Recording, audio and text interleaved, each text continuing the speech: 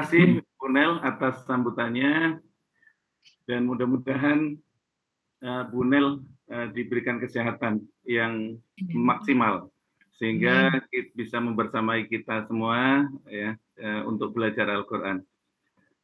Baik, acara yang kelima yaitu sambutan pembimbing, pendiri dan pimpinan AAA Akademi Al-Quran Al-Hasani Al-Mukarram Al-Ustadz Buya Haji Hasrizal Al-Hasani. Pohon mahoni tumbuh di pinggir desa. Beragam tanaman bertebaran di sekitarnya. Metode Al-Hasani dari Buya sungguh luar biasa. Menanam rasa cinta Quran untuk selalu bersamanya. Kepada Buya, kami persilahkan. Syukuran Pak Utamya. Bismillahirrahmanirrahim. Assalamualaikum warahmatullahi wabarakatuh. Waalaikumsalam warahmatullahi wabarakatuh. Alhamdulillah. Alhamdulillahirabbil alamin. Wassalatu wassalamu ala asrofil anbiya'i wa mursalin wa ala alihi wa ashabihi ajma'in. Pertama-tama dan utama sekali, marilah selalu kita bersyukur pada Allah Subhanahu wa Ta'ala yang sedalam-dalamnya karena begitu banyak nikmat dan rahmat dari Allah kepada kita semuanya. Allah mentakdirkan kita mencintai Al-Quran. Yang nikmat ini tidak Allah berikan kepada setiap orang, tidak Allah berikan kepada siapapun, kecuali orang-orang yang Allah kehendakin, dan kita termasuk orang-orang yang terpilih. Perlu kita syukurin. Recording in progress. Allah memberikan kepada kita nikmat beragama Islam, nikmat iman, nikmat sehat badan, dan nikmat panjang umur. Semoga kita Allah panggil nanti dengan panggilan abdan syakuran, hamba yang pandai bersyukur. Selawat beri salam tidak dapat disampaikan kepada uswatun hasanah kita, suri teladan kita, orang yang paling kita cintai, Nabi besar Muhammad Sallallahu Alaihi Wasallam. Kita bersaksi bahwa beliau sudah menyampaikan semuanya kepada kita semuanya yang Allah wahyukan kepada beliau. Tidak ada satupun yang beliau tinggalkan, semua disampaikan berupa Al-Quran yang ada di depan kita sekarang. Dan juga berupa hadis-hadis yang menerangkan tentang Al-Quran. Kita berharap kelak nanti di yaumul hisab bisa berjumpa dengan beliau. Dan beliau pun mengakui kita sebagai umatnya. Dan bersama beliau kita memasuki surga Allah. Bapak Ibu sekalian, yang saya cintai dan mawati karena Allah, Bapak Ibu semua yang ada di Zoom, Pak Helmi, dan Bapak-Bapak Ibu yang lain tidak saya sebutkan satu persatu, namun tidak mengurangi rasa hormat dan takzim saya kepada Bapak Ibu semuanya.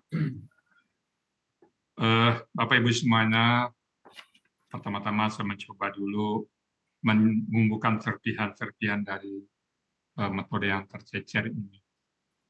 Mungkin pertama, saya hanya 1 detik dulu dari Bapak belajar Al-Quran.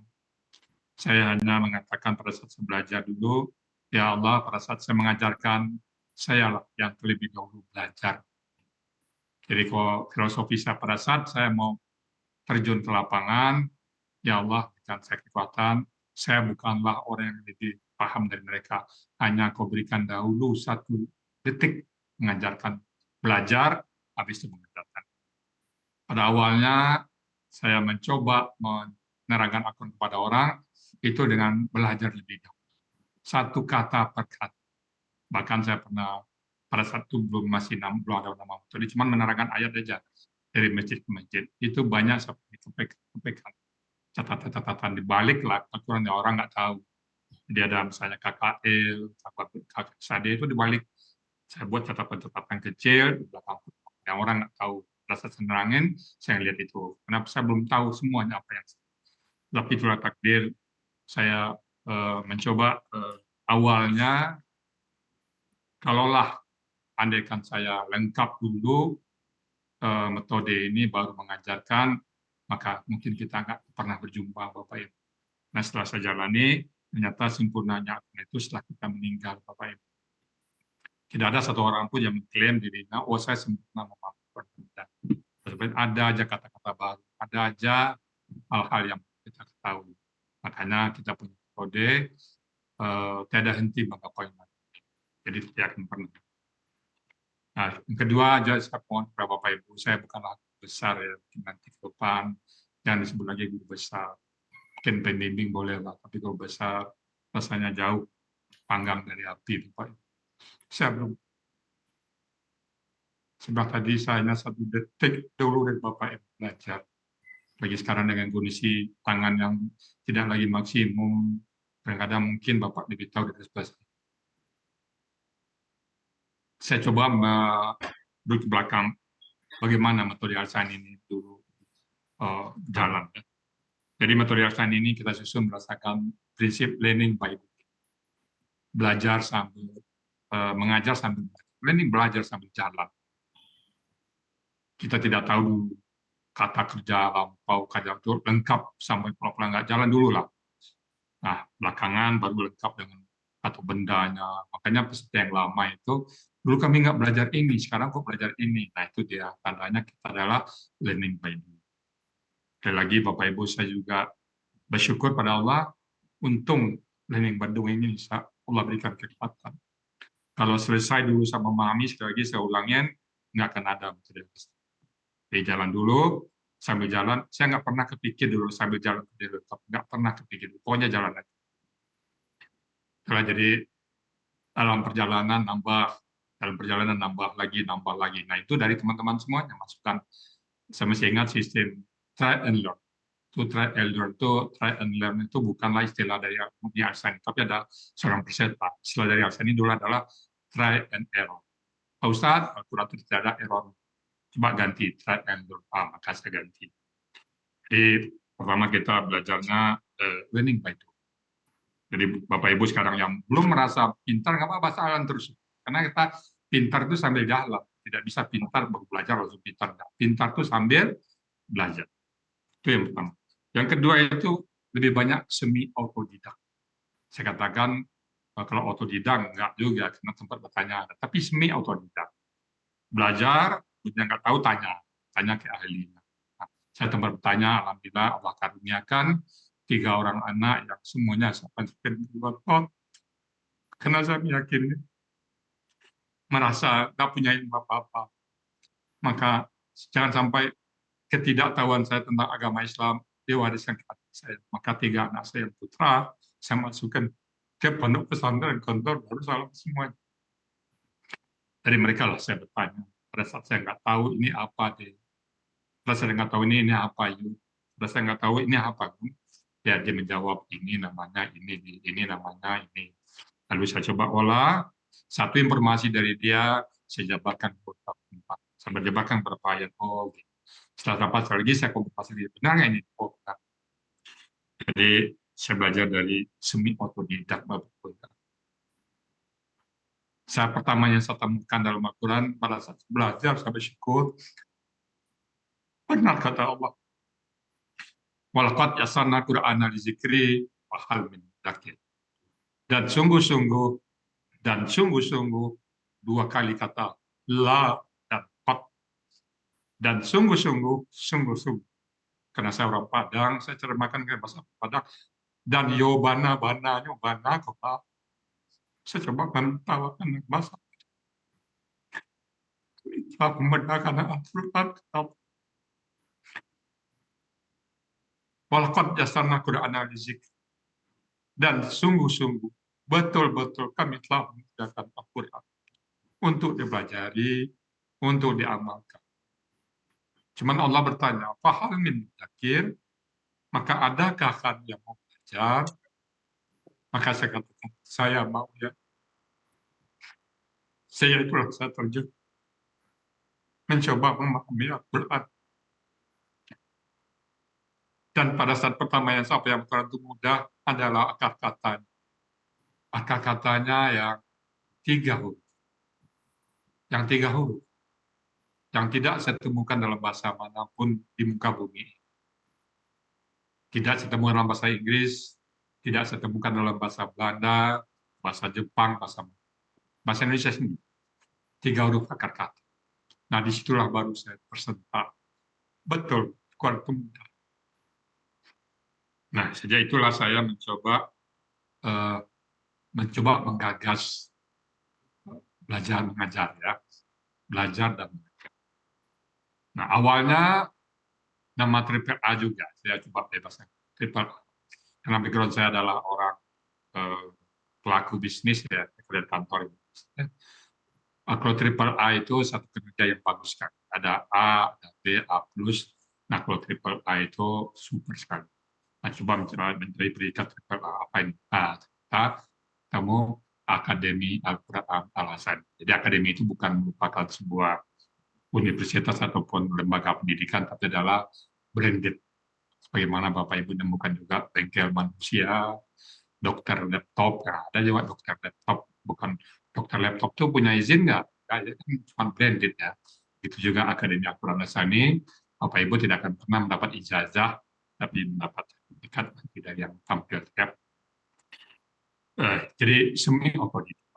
Jadi Bapak Ibu yang pernah ragu untuk belajar, yang penting niat luruskan. Nah, dalam perjalanan juga, pesertanya ada yang pertama 100 orang, habis itu jadi 20, turun terus, itu setiap kelas dibuka terus berkurang. Nah, bagaimana cara mengatasinya? Maka lahirlah 5 pilar alasan. Nah, itu 5 pilar itu untuk membatasi atau mengurangi tingkat orang keluar. Jadi insya Allah agak sedikit ada pengaruhnya. Sampai dengan jargon-jargon, ada pertemuan, tidak ada perpisah. Nah, jadi itu dulu semi-pilar. Kemudian yang ketiga, saya mengajar dulu dari pintu ke pintu, Bapak Ibu semua. Bukan tiba-tiba blok 100 orang, enggak. Dari pintu ke pintu. Begitu saya mengambil resign dari kantor, dapat uang dari kantor, dapat sekian jumlah, nah kurang lebih 100 juta saya pisahkan untuk berdakwah, membumikan Al-Quran. Dari pintu ke pintu, saya tawarin si A, saya berikan kamus, saya berikan materinya, saya siapin ininya, bahkan sedikit juga makannya dari pintu ke pintu. 1 orang, 2 orang, 3 orang, 4 orang, setelah itu cukup 5 orang kita bawa ke rumah. Itu pun tetap disiapkan kamusnya, disiapkan materi semua. Sampailah uang 1 juta habis. Nah, itu dari pintu ke pintu. Nah, setelah itu, karena mungkin dari pintu-pintu sudah nampak, dikenal orang, akhirnya Ibu Mirna dari Taskia, istrinya Pak Antonio, mengenal, akhirnya beliau berikan tempat di Taskia. Bapak Ibu setiap yang pergi ke Tol, kalau misalnya sempat singgah di Taskia, di lantai 2 itu ada namanya tahsin, tahfiz, dan terjemah. Nah, tafsir. Nah, terjemah itu kita dipercaya. Nah, COVID berhenti. Kemudian ada Zoom, nah, kita berhenti di Zoom. Jadi tiba-tiba sekarang ada jumlah peserta kita yang sudah jadi pernah mampir di Zoom, mungkin jumlahnya sudah kurang lebih 3.000 ya. Tapi yang aktif sekarang kita lihat jumlah pagi kurang lebih 200 dan setiap kelas rata-rata 20-an. Lagi Bapak Ibu, saya nggak pernah melihat jumlah karena ada satu metode awalnya 100, setelah setahun tinggal 1 orang. Biasa, itu sunat pokok. Jadi dari pintu ke pintu kita belajar Bapak Ibu ya. Kalau bahasa saya itu dari kaki 5, dan nyewa toko orang, dan sekarang kita sudah punya. Awalnya kita Zoom juga menumpang di Zoom online. Nah, pada saat numpang di Zoom online itu, pada saat kita buka kelas, mereka mungkin belum buka Zoom, jadi banyak kendala kita. Akhirnya kita terpikir untuk bikin Zoom sendiri. Lagi Bapak Ibu semuanya, itulah sekilas perjalanan Al-Hasani. Pada saat GMM ini saya sampaikan bahwa untuk memahami Al-Quran tidaklah selalu banyak rintangan alam. Saya tidak cerita dulu bagaimana orang mengatakan Pak Rizal itu nggak ada sanad dan segala macam. Jadi sekali lagi Bapak Ibu, tetap ada ujian dari Allah SWT. Jangan pernah berhenti, jangan pernah putus asa. Saat ini saya sekarang dalam kondisi yang Bapak Ibu sudah tahu semuanya kesehatan yang tidak lagi prima seperti dahulu, tapi tetap saya berniat sama Allah, tetap berdoa sama Allah, ya Allah, bolehlah anggota tubuhku sedikit, karena tubuhku milikmu. Bolehlah satu saat pun tahap yang sakit, silakan ya. Kalau sudah kau takdirkan, aku jalan. Tapi satu permintaanku, ya Allah, jangan sampai aku berhenti mengajarkan Quran sampai kau panggil. Bapak Ibu, pada saat sekarang saya kesulitan membuka kamus. Kalau dulu saya kasih waktu Bapak 10 detik, sekarang saya nggak berani. Kenapa? Kalau ada yang bertanya, coba Pak Ustadz buktikan. Saya butuh waktu karena lebih seminggu. Kenapa? Tangan sebelah. Itulah, kalau dulu Bapak Ibu saya buka kamus, saya hitung 10, 9, 8, mungkin Bapak Ibu ada yang merasa. Bahkan makin dibilang makin grogi kan. Karena memang membuka kamus juga. Tapi sekarang banyak hal yang tidak bisa saya ungkapkan lagi. Begitu juga setiap Sabtu pagi-pagi, Bu Zulhi Mediati itu datang sama Bu Dita Elina pagi, saya langsung challenge, buka ayat. Sekarang nggak berani, kenapa? Pada saat saya naik ke atas, saya butuh waktu lama untuk istirahat. Kadang-kadang 10-15 menit waktu yang saya butuhkan untuk istirahat. Jadi nggak cukup waktu saya untuk memberikan acak-acak, latihan acak ini. Untuk itu saya mau bukakan pintu maaf yang sebesar-besarnya, terutama juga kelas malam, pada permintaan malam Pak Kunel, Ustadz, masuk kelas kami.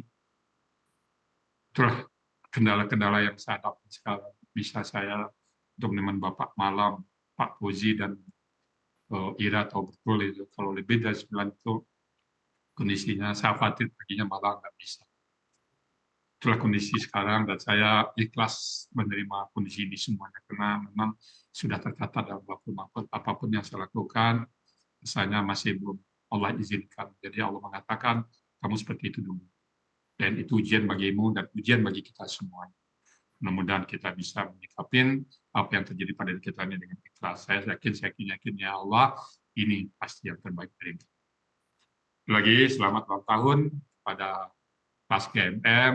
Semoga bisa kita istiqomah dan harapan kita nanti satu saat kita berjumpa lagi di Yaumul Hisab. Kita bersama-sama kembali, kita satu bendera semua. Dan kita berharap berjumpa dengan Rasulullah SAW, bahwa kita mencintai Quran, dan ayat-ayat yang kita baca, ayat-ayat yang Ibu penggal-penggal, ayat-ayat yang Ibu terangkan kepada kami, yang tujuannya semuanya adalah baik, menjadi saksi. Iqra. Ainahu ya'ti yaumal qiyamah syafi'. Bacalah Quran itu, pelajari Quran itu, genggam eratnya. Maka dia ainahu ya'ti yaumal qiyamah, maka pasti akan datang dari kiamat nanti syafi'at, sebagai pembantu, penolong kita semua. Mohon maaf, kalau ada hal yang tidak berkenan, ada tutur kata saya yang tidak tepatnya, saya membukakan pintu maaf yang sebesar-besarnya. Assalamualaikum warahmatullahi wabarakatuh. Waalaikumsalam warahmatullahi wabarakatuh. Terima kasih Buya Rizal.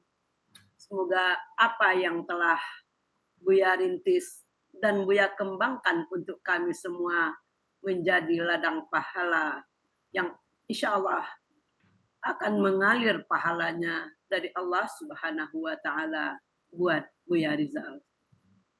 Dan kami semua insya Allah semoga dapat melaksanakan dan mengembangkannya serta mengikutinya dengan istiqomah. Amin ya Rabbal alamin. Baiklah.